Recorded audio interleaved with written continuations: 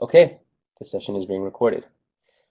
Okay, so once again, aloha everyone, and thank you for joining us for today's National ANA webinar, Promoting Your Project and Getting Media Attention. Today is September 18th, 2014.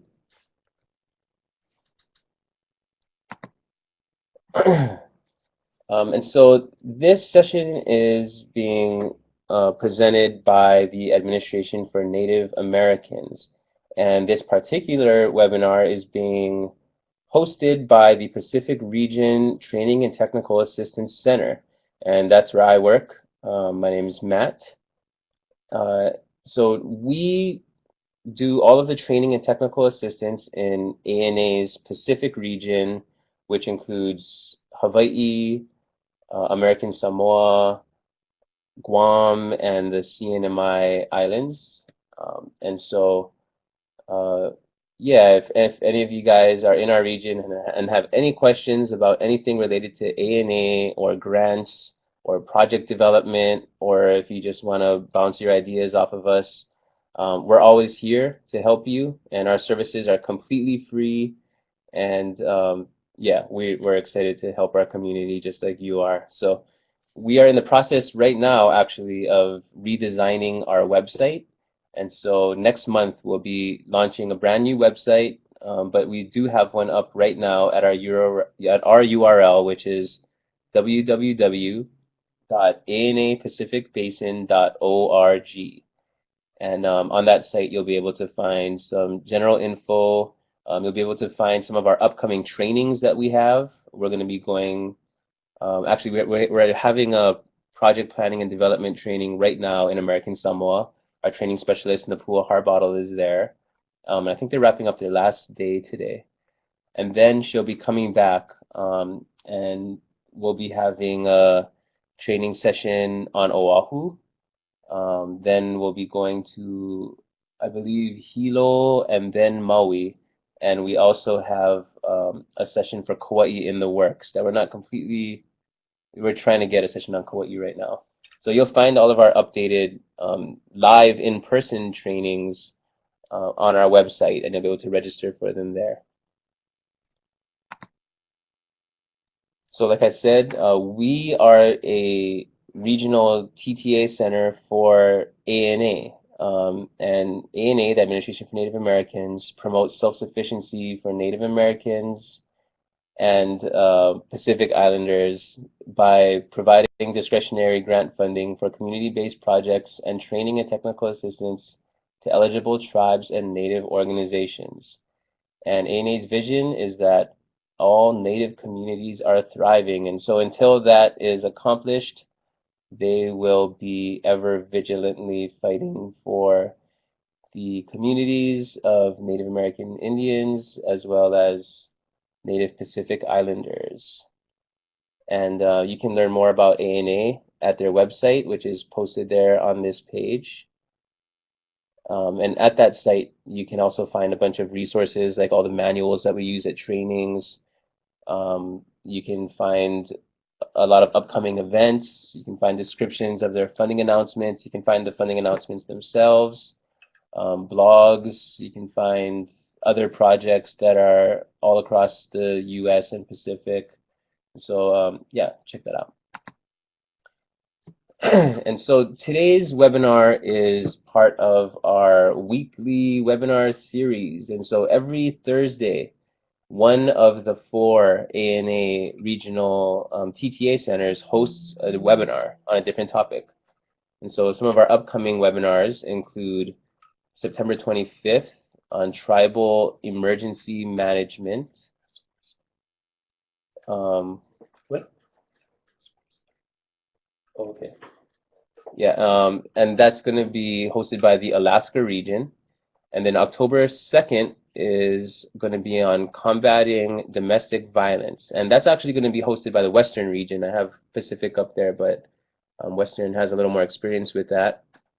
And then on October 9th, we're going to have a presentation on developing an orientation presentation about your project, which is kind of related to what we're going to be covering today, introducing people to what you're doing.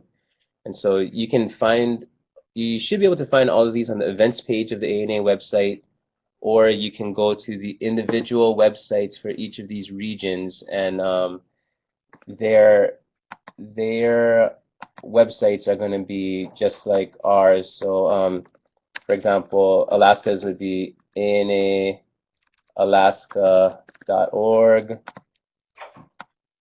Easterns would be anaeastern.org, and Westerns would be just like that too. You kind of get the idea. And you can sign up for those there. So today's webinar, and we're getting into the meat of our actual webinar now. Today's webinar is going to be all about public relations and trying to, promote your project in the media. And also, in the media is just one channel to promote your project. We're going to be focusing primarily on that channel, but a lot of the strategies that you can use to getting media attention can also be applied to all different types of public relations and communications that your project can do.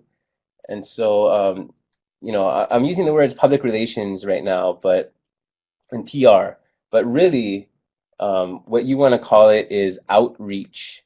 And so, the words public relations and advertising, if you have a federally funded project, you want to kind of start to phase out those words and replace it with outreach. And we'll get into that very shortly.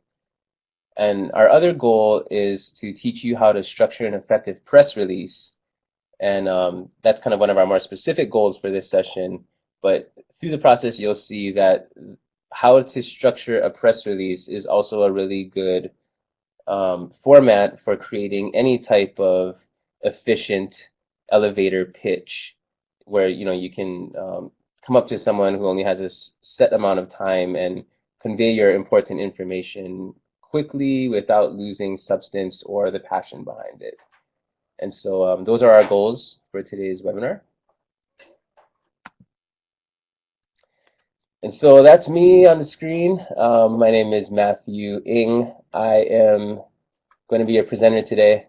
I'm the Outreach and Technology Specialist at the Pacific Region TTA Center.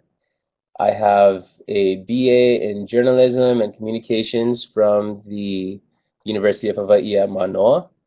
I've been working in media and journalism for about the last 9 years, for various publications, primarily print. Did a little bit in news, but then I got into magazines. And the last magazine that I actually worked at full time before joining Kione and Napua and Susan to start Kanani'au was a publication called Mana Magazine.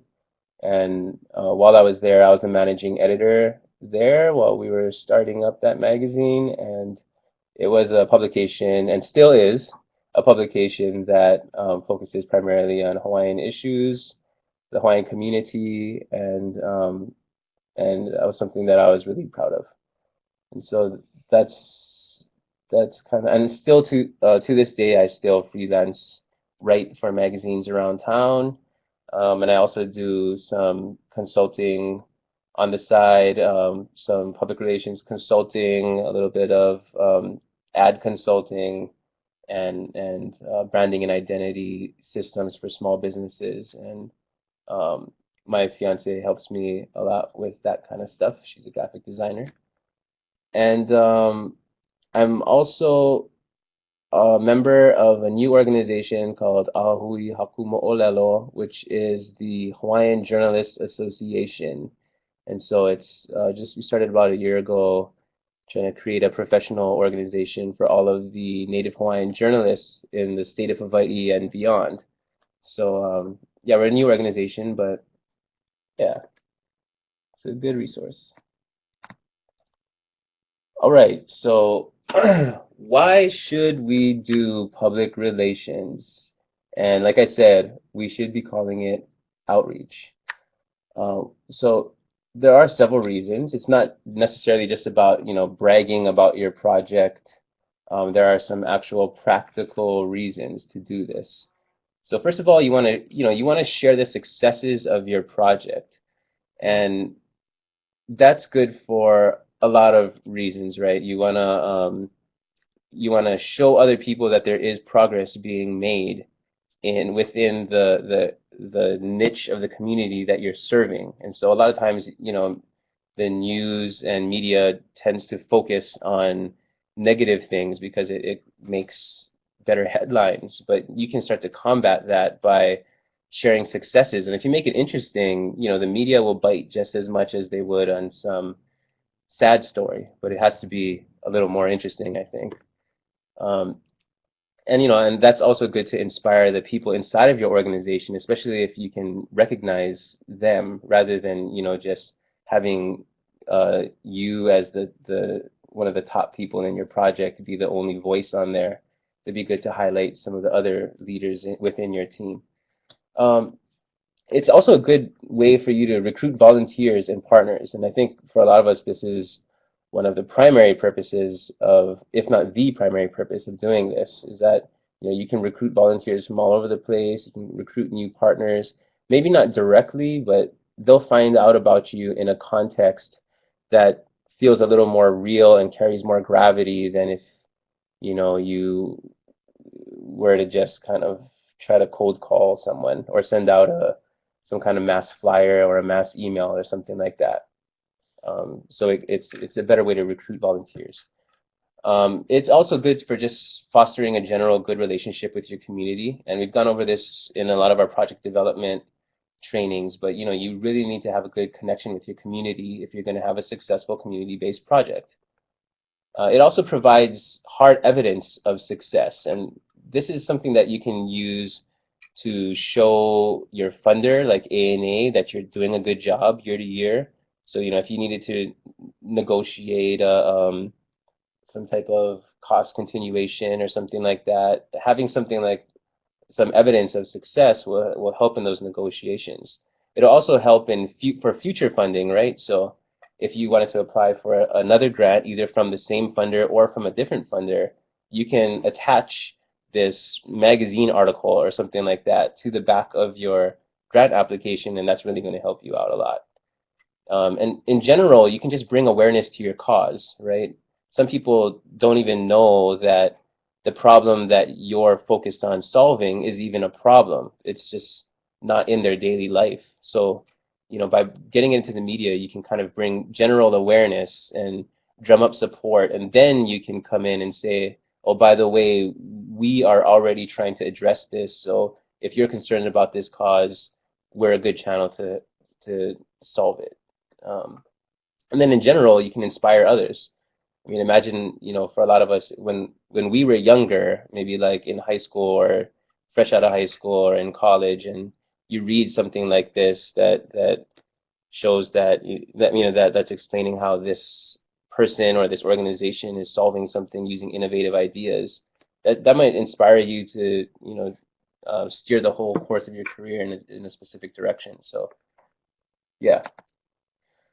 All right, so before we really get into the skills, I need to cover what is not allowable. And so the skills that we're going to go over are applicable to any type of organization or company or project. But in this case, because it's ANA, we're talking specifically about what you can do to support your federally funded project. And in this case, your ANA funded project. And projects that are funded by federal funds are subject to federal cost principles. In the past, this was contained in the OMB Office of Management and Budget circulars, A122, A21, and A87 regarding nonprofits, educational institutions, and tribal governments. But you don't if you don't know about those things, don't worry. But you might want to check out the new section where all of this stuff is now housed, which is in CFR 2, Chapter 2, Section 200, point 421, subsection 421. which specifically spells out all of the ad and public relations restrictions for federally funded projects. And so, as long as you don't cross any of these lines, you can be pretty creative, actually. And so, what's not allowable is um, using federal funds to have fundraising type of activities or to promote fundraising activities that are being funded through those federal funds. I mean, you can still do that on your own through your organization, totally separate from the federally funded project. But remember that ANA funds projects, they're not funding your whole organization. They're just funding the specific project that you wrote your grant for. So that needs to be separate from the organization. Um, it does not allow advertising um, unless it's used for procurement, selling excess equipment and supplies, or hiring staff. And those activities are, related to having public notice, right? There's laws about public notice with those activities. And although this is possibly allowed, um, you don't, as a general rule, you don't want to be creating like branded marketing swag. So there are certain products that you might create as a byproduct of your project that might have your, the project logo on it or something like that. But just putting your logo on a mug or on a pen just to promote it in a novel way is probably going to not be allowed. So you don't want to do anything like that. And then any type of ads or public relations that's primarily promoting your organization rather than the federally funded project is also not allowed. So if you're using, federally funded time, um, work hours or resources to create ads or public relations that are promoting your nonprofit or organization or tribe, that over and not specifically the project but more your organization, that is not allowable. So with that in mind, I want to cite just the section that we've been talking about. So cost of communicating with the public and press pertaining to specific activities or accomplishments which result from performance of the federal award. These costs are considered necessary as part of the outreach effort for the federal award. And this is, sorry, I didn't really contextualize this paragraph. This paragraph is from the section of CFR 200.421 that is talking about what is allowable. And so what is allowable is outreach activities that are necessary to support your project plan, right? Therefore, call it outreach. If you can just label everything as outreach and make sure that it's coordinated to what you wrote into your project plan, for the most part, you'll be good because all of it is supporting what you're doing in your project, right? So you want to kind of, and this is why it's good to come to our project planning and development training or to start strategizing um, this long-term plan from the beginning, even if it's just to put these tenets into your plan, right?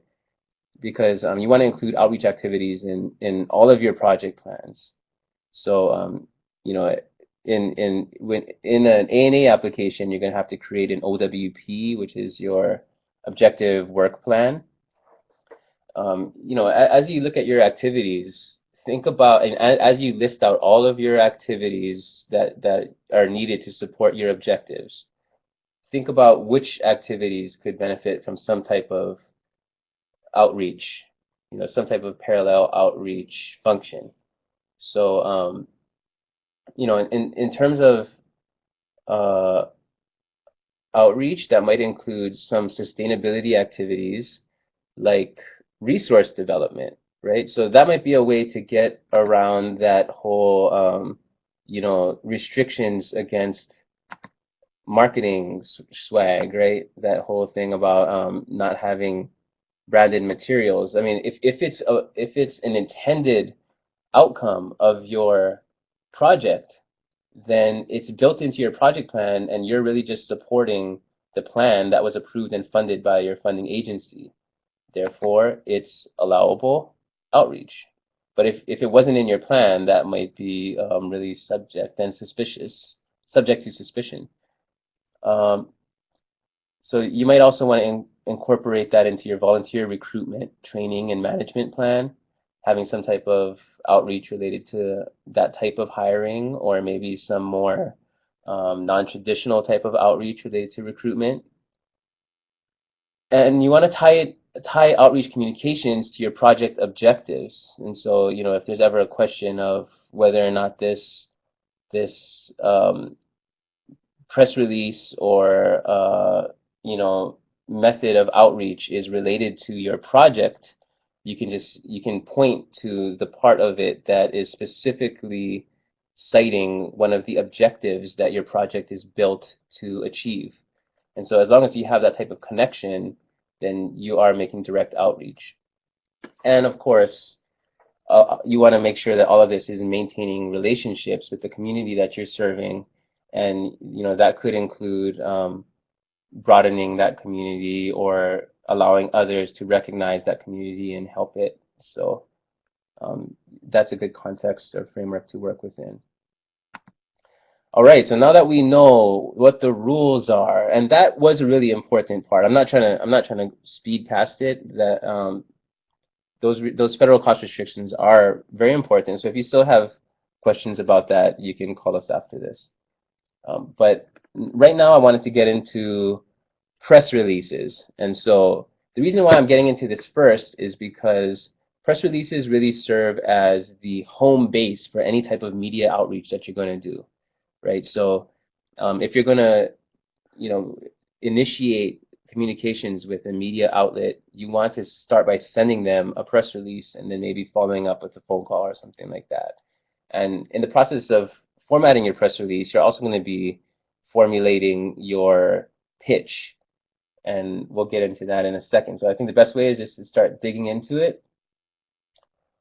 Um, so I prepared an example of what I thought was a pretty good press release, and these just happen to be two random press releases that I've received within the last few months.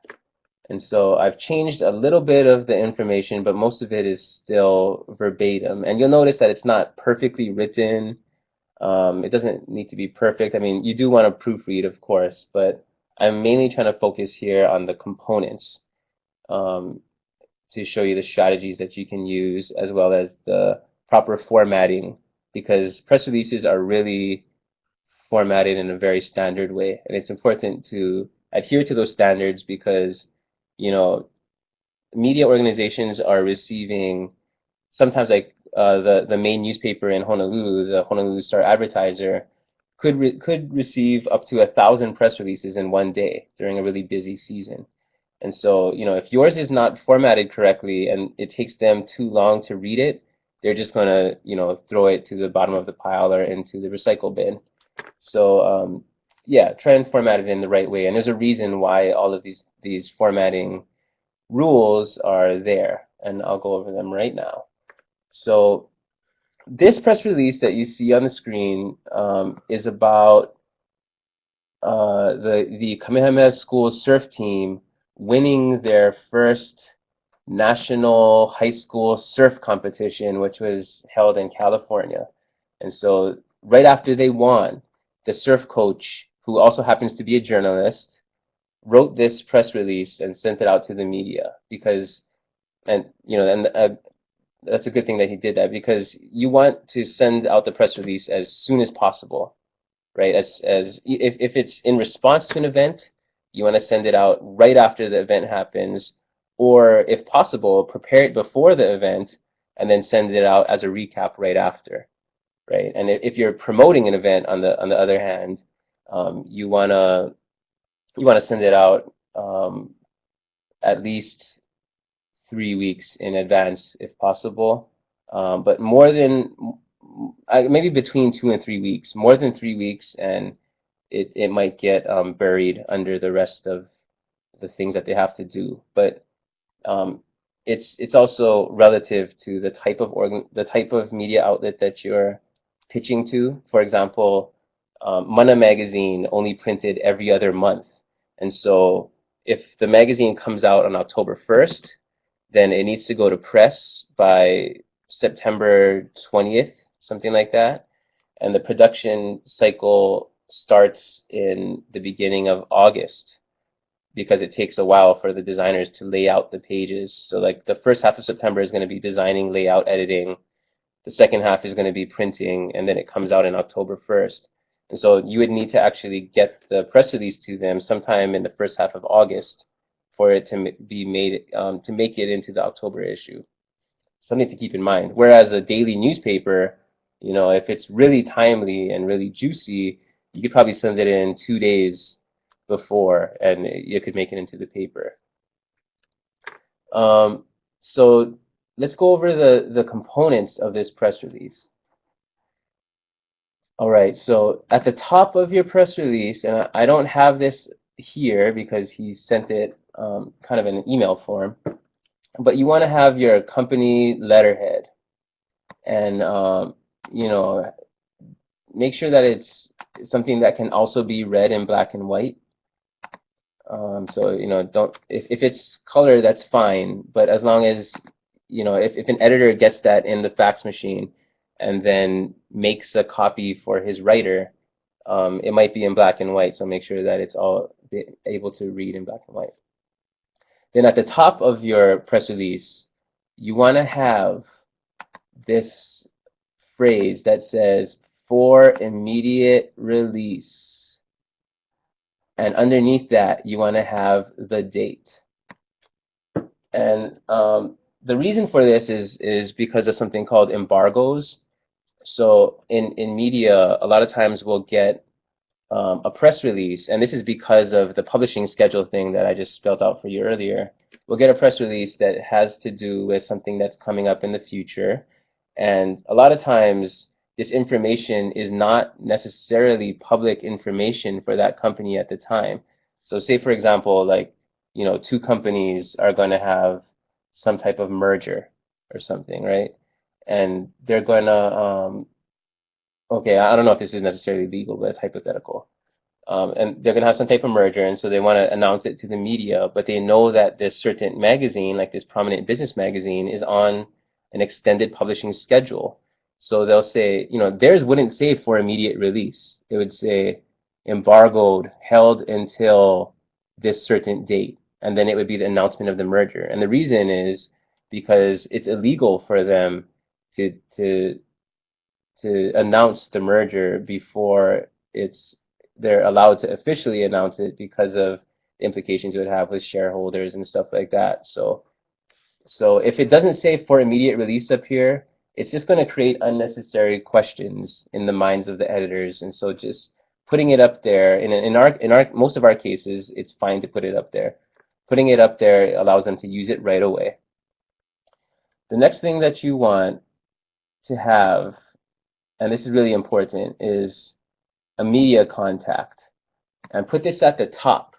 And it can either be left justified on the top like this, or it could be over here, right justified in this area, right?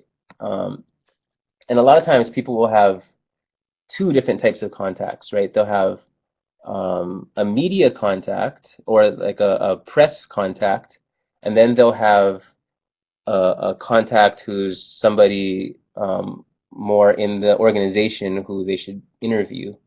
But a lot of times, especially in small organizations, that's going to be the same person.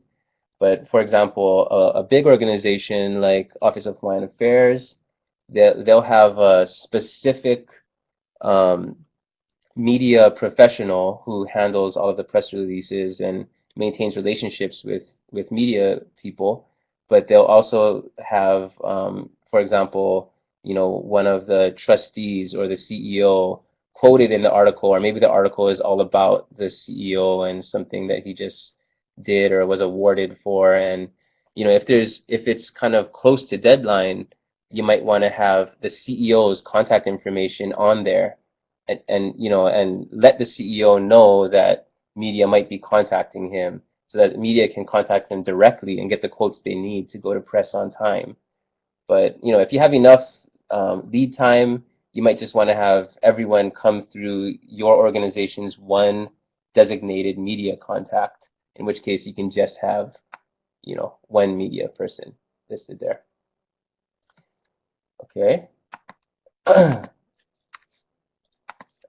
So the other thing you're going to want to have is a headline at the top. Um, you want to have a headline, and this is different than the kinds of headlines that you'll see in the newspaper. So in the newspaper, they're trying to have like snappy headlines that grab attention and fit in the space they have. But in this case, like you might want to have them a little more wordy than you normally would. And just because, people are going to read the headline first, and news people are going to read for more types of information, a little bit deeper information than your average off the street reader would, who's just going to look at the headline on the newspaper to decide whether or not he's going to buy the newspaper that day, right? So, yeah, you can be a little deeper with the headline.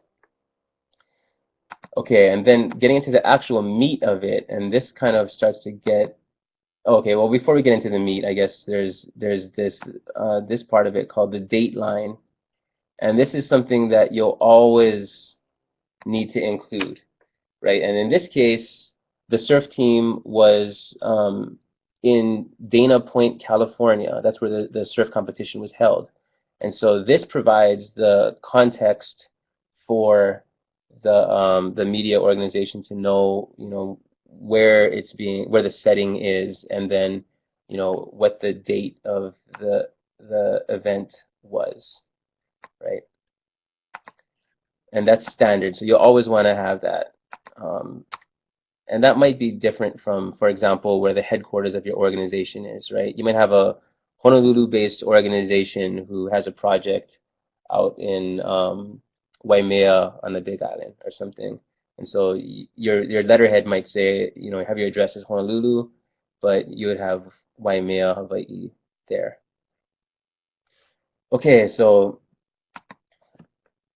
let's read the first sentence of this press release. The Kamehameha Surf Team won their first overall team national championship at the 2014 National Scholastic Surfing Association Interscholastic Championships this past weekend. And so, he doesn't start with any kind of fancy intro, right? It's not like, you know, um, have you ever seen one brown surfer amidst a sea of white, or something creative like that? Like you don't want to start with that kind of stuff, right?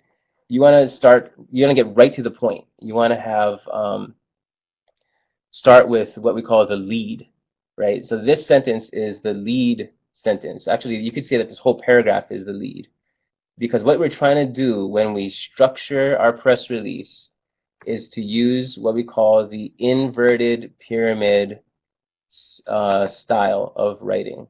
And the reason we do this is because we want to have the most important information at the top and the least important information at the bottom, because media professionals are busy and they only have a certain amount of time to read what you have. And so you want to get right to the point as soon as possible, and then go into the less and less important stuff as you go down. And so we call it inverted pyramid. Sorry, this is kind of like a tilted inverted Dorito or something, but imagine that this is an inverted pyramid. At the top, is going to be the most heavily weighted stuff, all this stuff up here. You see how it has the widest base, right? And as you go down, it's going to the least important stuff. This is a much smaller area down here. So that's why we call it inverted pyramid. So that inverted pyramid idea is really central to any type of communications that you're going to do with media, especially especially in press releases, but it's also applicable to just the type of pitch that you might want to prepare when talking about your project. Because a lot of us have kind of complicated projects, and we do have our problem statement and our goals and objectives that we created for the proposal that we wrote to get funded. But a lot of times it takes too long to go through all of that stuff if we're meeting someone and we only have a certain amount of time to talk about it. And so, the reason why they call it an elevator pitch is that if you're in, so you walk into a building and you get into an elevator and you turn to the side and this super rich Daddy Warbucks dude is standing right next to you and you know that he might be interested in funding your project or contributing some huge resource to your project. You only have that elevator ride to his suite on the top floor to make your pitch. And so you don't want to waste time, right? You want to start from the meatiest part at that wide part of the pyramid and then go down from there and whatever you have time to get through that. But for the elevator pitch, it's really just going to be a condensed version of this.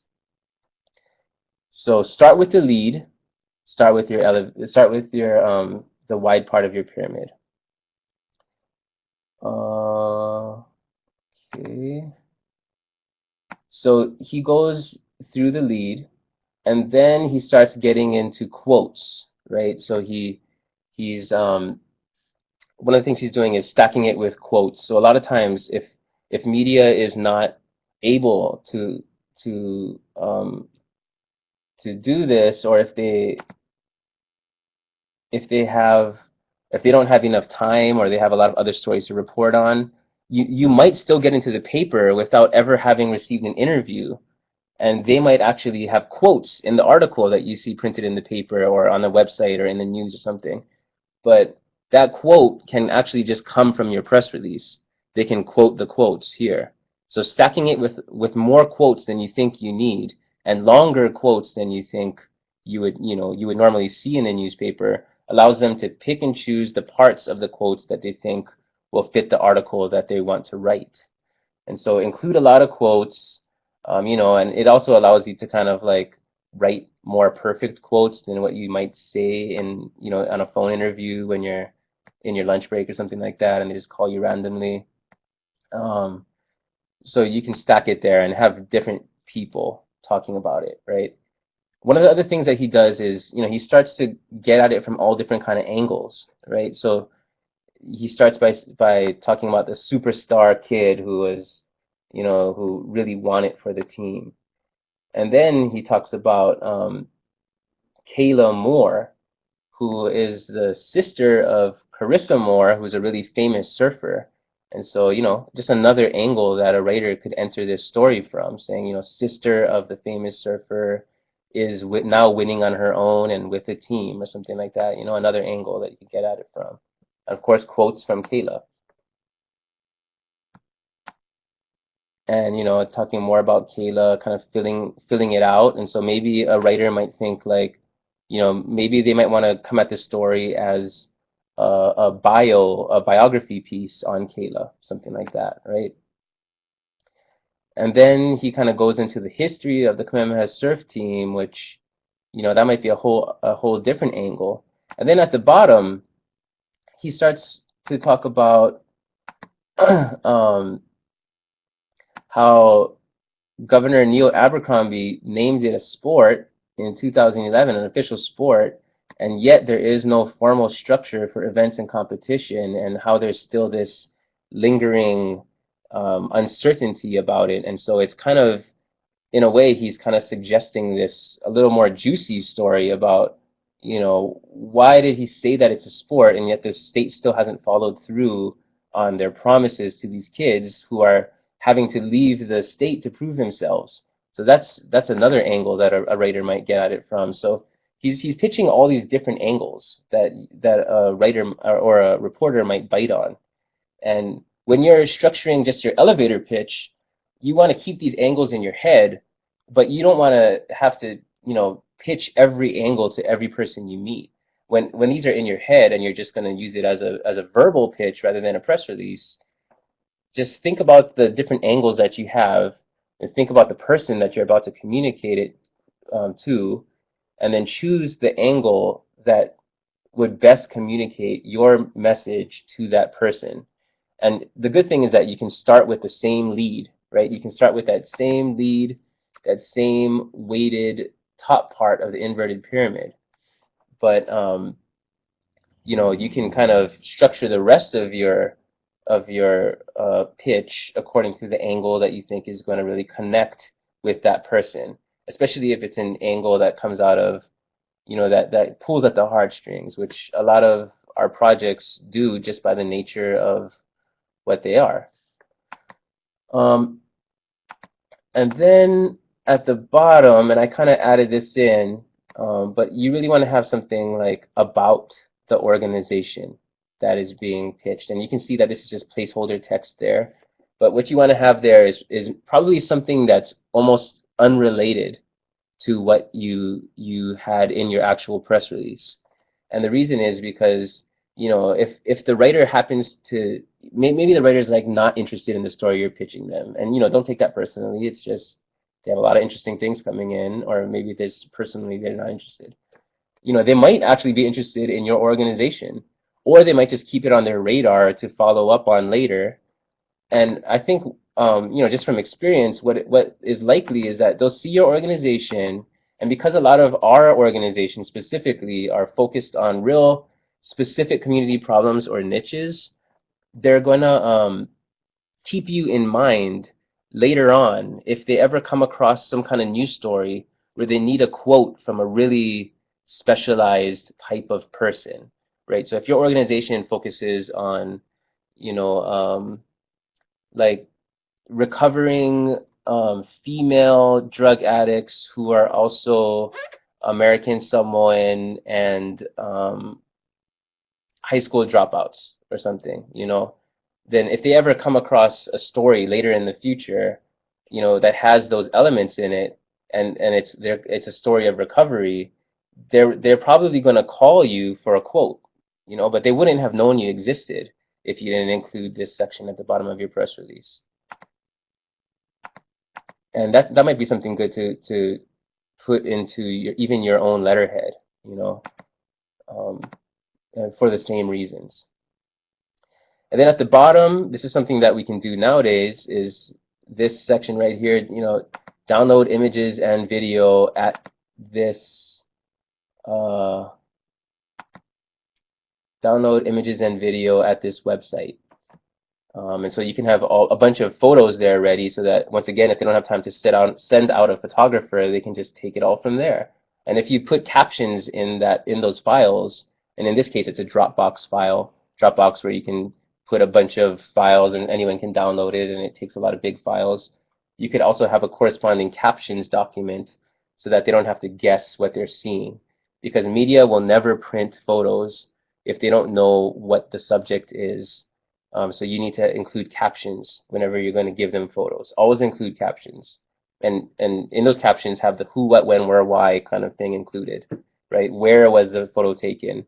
Who's in it? Identify everyone who's showing their face in that photo. Why is this important? What is being depicted? What kind of activity? And like, why are you sending this photo to them? How is it relevant to the story you're pitching, right? And then you need to credit the photographer, even if it's just you taking it yourself, or you can, otherwise they'll just say courtesy of your organization. And then at the bottom, he includes like all the results of the surf competition, and this is kind of dry information, and they could find this online or something. And so inverted pyramid, this is the least important stuff, right? And it's all there at the bottom. And then at the bottom, this doesn't look like it's important, but it is important. Is these 3 pound signs over here, okay, or hash marks, as the kids call them nowadays. And these 3 hash marks in the bottom indicate that this is the end of the message. And this is kind of a holdover from older days where they had like, telegraphs and used fax machines a lot more. And actually they still do use fax machines a lot in the newspapers for press releases, but this indicates that this is the last page. And so if you don't have this, they're going to think that one of the pages got lost somewhere in the newsroom where paper is just flying all over the place all the time. So make sure you have that at the end, because that could mess you up more than you think if you don't have it. So that's the press release in depth. And so, embargo line, contact info, headline, having a lead, multiple angles, multiple quotes, go deep with the quotes, images online, have that section about the organization, and then get those hash marks at the end. Okay, so now that we got through that, I'm going to go into just a little bit of different types of media and just some strategies, general strategies that you can use for, um, you know, just that you can use in these different types of media. So a lot of how I've been talking about the press release has kind of been in terms of print, newspapers, magazines, stuff like that. That's just because that's where I come from. But really, like you could send it to a TV station or radio station, and they would accept it in the same way, right? So start by sending your press release to any type of traditional media outlet, so TV, radio, um, newspapers, magazines, that kind of stuff. And so there's different types of news stories that they'll different types of stories that they kind of qualify it as. So there's feature stories, events, or news, just in general. Features is kind of like the soft stories, like stories about human stories, individual stories, biographies, trends, how to do something, like top five most beautiful places in the North Shore, that kind of thing, right? Events really has something to do with like a specific event, either an upcoming event like a concert or an art event, or a recap, right? Like, these are pictures of all the beautiful people who went out to this fancy dinner thing or something, right? And then you have news, and that's hard news, like the Senator Ige beats Governor Abercrombie in the last elections, stuff like that, right? Oh yeah, and Kamalani is saying like, what about freelancers published? Oh yeah, okay, yeah, that's something we'll get into soon, definitely. Um, so one thing that you might want to do is, especially for our nonprofit type of projects, like our community-based, service-based types of projects. Normally, those are always going to go under the features section in a newspaper or in a news station or anything like that. And that's more like the soft news, right? The more human interest news. And so you want to make friends with people in the features desk, and so that would be like the features editor, the events or calendars editor usually works under the features editor. So make friends with those guys.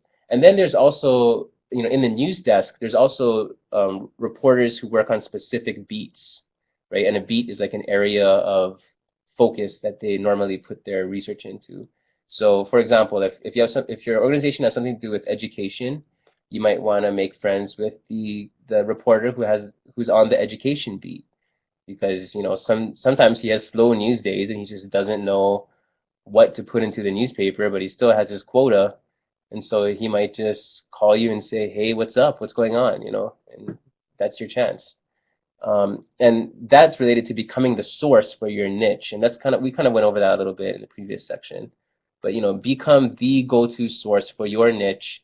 And by sticking to consistent messaging, you can really define and bring home what it is that you are expert in, or that your organization is dedicated to, right? And so we all have a guiding mission statement. You don't want to have a too broad mission statement because people don't understand what you do. This is one of the reasons why you should have a focused mission. And at least for your project, in the case of the ANA funded project, you have a focused project goal, right? Focused objectives and stuff. And then, you can submit to community calendars. That's usually free for nonprofits.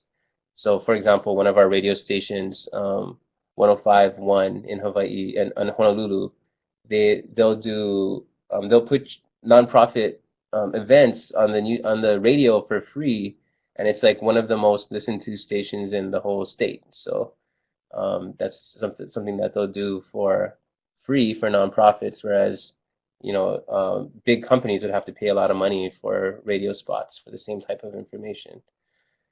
And then, small radio shows like HPR and NPR kind of stuff, public radio, or even like in the morning shows, like on TV.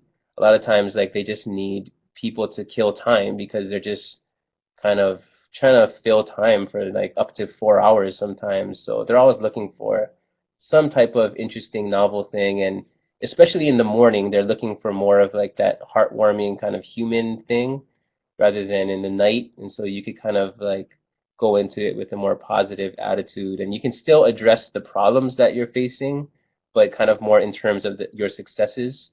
And because they're probably looking for some type of little package of inspiration that they can deliver to their viewers in like 5 minutes, right? And something interesting. So new media, and we're kind of running out of time, so I'm going to get faster now. New media is like calendar websites, niche blogs, and special interest sites. So there's the web is getting more and more niche, and so you can start going to the places that are really echo what you do yourself. And then there are also some micro community news sites. And so a lot of times newspapers, like statewide newspapers, will have micro divisions of their website that focus on specific neighborhoods or specific cities or towns. And this is something that I don't know if the Honolulu Star Advertiser is still doing this, but the Honolulu Advertiser definitely had this. It was like my community or something like that. And in that section, they allowed people to, just people from those communities to write stories on their own and contribute it. And, like probably 3 out of 4, there's like a 3 out of 4 chance that if you submit something, especially as a leader of a nonprofit, a legit nonprofit, you'll get in there. So use those because a lot of times the actual newspaper or and I think even TV stations do this now. Like they'll mine those sections for stories that they can blow up for their actual mainstream, news, the 10 o'clock news or something. And so these are less maybe not really that type of media, but Google Maps is huge, right? Like people look up Google Maps to get to places, and if you go through the process of registering your business on Google Maps, it'll pop up if people are just looking at that area. And Yelp is also huge, and a lot of times like media will even look at that to find what's new. Like a lot of times I'll have new segments like cool new places to eat or something like that, and they'll look at Yelp to see what's hot. Um, Social media, of course, we all know social media and YouTube. And one thing that you might see on the TV news, especially nowadays, and this might be a sign of just TV reporters being lazy sometimes, is that they'll report viral videos that you've seen on Facebook already, but it's like, I don't know, it's like they're sharing it with people who don't have social media. I don't really get it, but if you have if you are sharing stuff on social media and it somehow goes viral or people are sharing it, then it's likely that the news will pick up on that. And more nowadays, especially in TV, they're kind of looking to social media to find those nuggets of information that they can follow up on and make their own. So a lot of times starting on social media is like a really good way to get into the real news. And then direct communications, you want to go, don't underestimate the power of word of mouth, as we all know.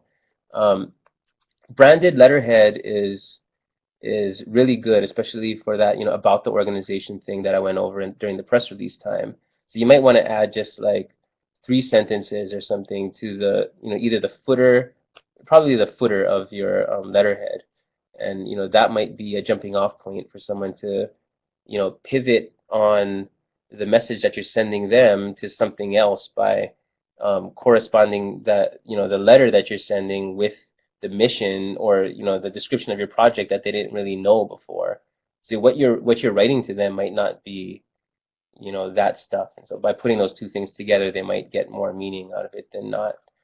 Um, let's see, or it might just inspire them for something else. Like maybe the description of your project fits exactly what they were looking for a partner for some other project that they had in mind. But what you wrote in the actual letter maybe wasn't really communicating with them that way. And then something as simple as your email signature, like at the bottom of your email, you have your name and then your automatic like phone number and email address and address and all that kind of stuff. At the bottom, you could have just like, about the basic Hawaiian project or something, and then have like three sentences like we are super cool educational application teaching Hawaiian language and find out more at this website. And that's another thing, right? Always have that kind of call to action thing where like if it's an email signature or any type of online correspondence, have a URL that they can click on and go to find more information on their own time. Um, so another thing you can do in like this analog type of communication is volunteering alongside partner organizations. And this is something that you probably want to do on your own time, not on federally funded time, right? Volunteer with organizations that kind of complement your own, because that's the best way to communicate with someone, I think, is through your actions, right? And so if you're volunteering right there, like working in the lo'i with them, or in the taro field in the mud, or that getting dirty with them, and they're probably more likely to, and talking about your project that way, like after you've worked for a long time, is probably a better way to inspire people to come and volunteer for your organization too, right? You have that unspoken agreement. And then another thing you might want to look into is corporate employee give back programs. And so my fiance works for a big bank, and at that bank, they really encourage, if not require, their employees to do some type of monthly volunteering. And a lot of times, the volunteer options are chosen from a preset list. And really, the only reason why those organizations are on that list is because the leadership thinks that those organizations are cool or just have heard about them before. So a lot of times, like if you hear about corporations like that, you might want to get your organization onto the list, right? Or maybe create some type of direct agreement where you can keep having all these corporate employees give back. And you see that kind of stuff happening a lot with like Habitat for Humanity, stuff like that. Um, and of course, keep involved with your community. Other strategies, real fast, is like celebrity endorsements. If you know any kind of like famous people, that's like a really good kicker, especially to get onto the morning shows. It's like almost automatic. Um, have members of the media on your board. So, if you have uh, a Hawaiian organization, I mean, if you have a organization that serves Hawaiians, you might want to go to a professional organization like the Hawaiian Journalists Association, Hui Hakumo Olelo, to just, find out if anyone wants to be on your board. Because a lot of times we have other interests besides writing for newspapers. Um, and so consider those special media groups. There's also like the Asian American Journalists Association. There's a Native American Indian Journalists Association. There's also journalist associations that have to do with other things that aren't necessarily race or culture based too. And then the other thing is like, whenever you're in the news, keep your clips, right? Keep that on you for future reference. So convey your passion, stick to the message, start with the lead, use that inverted pyramid, pitch an angle, share whenever possible, and celebrate and raise awareness. And that is our presentation. So at this time, I'll take questions. If any of you have questions, just type them into the chat box, and I'll try and answer it as best I can. And we're a little bit over time, but I'll keep it open for at least the next 5 minutes. If anybody has questions.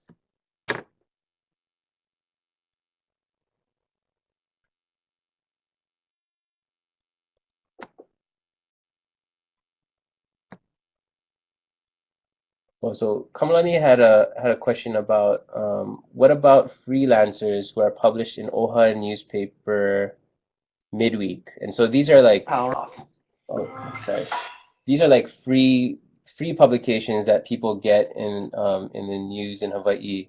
I mean, in the mail in Hawaii, that are either based on ads or produced by an organization. Um, yeah, freelancers. So there's a lot of freelance writers too. So it's not necessarily only like the editors that you can make friends with. It could also be like a freelance writer. But if you want to try and like, be the writer yourself and freelance for the organization, um, don't try and like trick people by like pretending you're not related to the organization. You should always have some type of conflict of interest statement. If you so for example, like I did an interview um, with a really inspiring Hawaiian leader recently, but she also happens to be an ANA grantee, and I work with ANA grantees during my day job. And so in the article that was published, or it will be published, there's going to be a footnote that says, the writer of this article has worked with the subject in a different capacity or something like that, just kind of explaining explicitly the conflict relationship that we have. But that's also something that my editor knew before allowing me to do the story. And so, just don't try and trick them. The reason is because it's going to bite you in the butt later, right? It's going to burn your bridges. Okay. So does anyone else have any questions?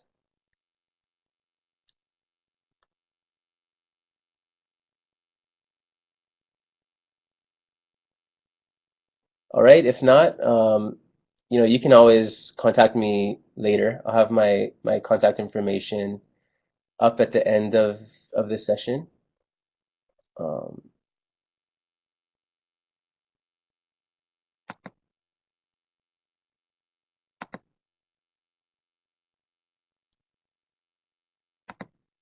so just to recap, our webinar goals were to provide strategies for outreach and public relations, teach you how to create an effective press release or elevator pitch. And I kind of wanted to focus more on the skills based rather than just generic strategies, which is why we got more into the press release. And so once again, these are the upcoming webinars, and that one, the October 2nd one is actually the Western region. And so if you want to register for those, your best bet is to go directly to the regional websites, anaalaska.org, anaalaska.org. This is Western, actually, anawestern.org or anaeastern.org.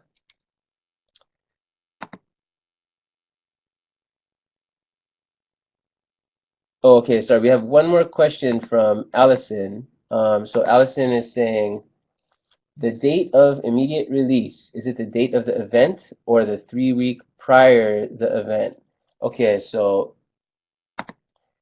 what she's referring to, I think, and tell me if I'm mistaken, Allison, is at the top of the at the top up here, right?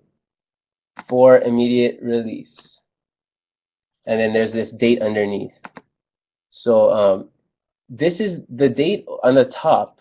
That's saying like this is the date that the press release was written, basically. Because since it says for immediate release, that means that as immediately after the thing was written, immediately after the press release was written, it's allowable for media to use any of this information, right? So this is the date that the press release itself was written. And if it said, if instead of for immediate release, it said like, for embargoed until, then this date would be the date that it's okay for them to print that information. But for in our cases, like this is going to be the date that you wrote the press release. Yeah, and then this date down here is like the date when the event happened. If it's already a past event, right? Like if it's a recap of an event. But if it's a future event, then you would not have any date there. Okay, so like you wouldn't have any date there at all. All you would have is this stuff, and then you would have this dash, and then you would have your lead. Okay. Does that answer the question, Allison?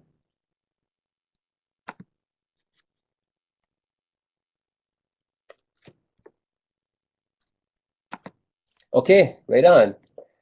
Um, all right, so that's the end of our presentation. I'm going to leave my contact information up here, and then after this, I'm going to send out uh, a survey to everyone who attended. And so if you could if you could just take like the 2 minutes it takes to fill out that survey, it'll help us to continue to offer more trainings. And we'd like to know how we did. You can be totally honest. And it'll also give you a chance to suggest topics for future webinars. And I actually use that suggestion part to make our recommendations to ANA on what we want to be teaching. So if you want to learn more stuff like this, like if you want to learn more of different kinds of outreach stuff, then write that in there, and I'll definitely follow up on that.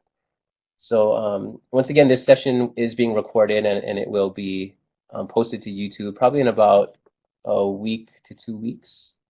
So if you have any questions, you can contact me on that using that information like in 10 minutes or later.